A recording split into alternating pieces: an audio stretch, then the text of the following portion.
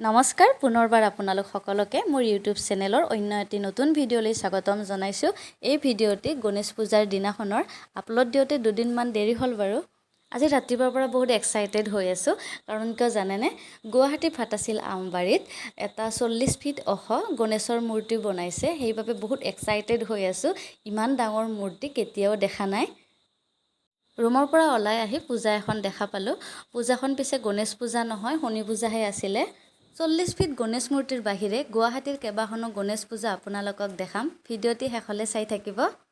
আমি আহোঁতে প্ৰসাদ বিতৰণ কৰি আছিল বাবে প্ৰসাদ লৈ ল'লোঁ। ঘৰৰ পৰা ওলাই আহোঁতে মোৰ এনেকুৱা অনুভৱ হৈ আছিল যে আমি দুৰ্গা পূজাহে চাব আহিছোঁ। কাৰণ দুৰ্গা পূজাত যেনেকৈ চাৰিওপিনে লাইটৰ ডেক'ৰেশ্যন আৰু চাৰিওপিনে গান বজি থাকে, গণেশ পূজাটো যে এনেকুৱা হয় আচলতে মই আগতে কোনোদিন দেখা নাই। এইবাৰ গুৱাহাটীত প্ৰথম গণেশ পূজা দেখিছোঁ।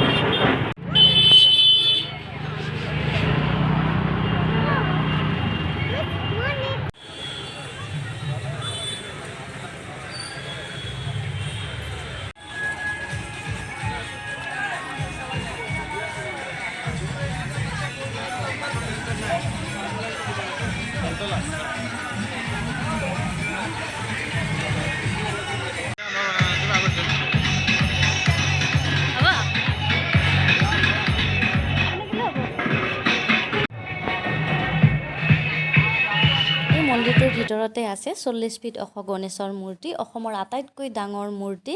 আৰু ইয়াত ছেপ্টেম্বৰৰ 13 তাৰিখলৈকে গণেশ পূজাৰ আয়োজন কৰা হৈছে। এতিয়াও যদি কোনোবাই আপোনালোকে আহিব বিচাৰে তেনেহ'লে আহিব পাৰে।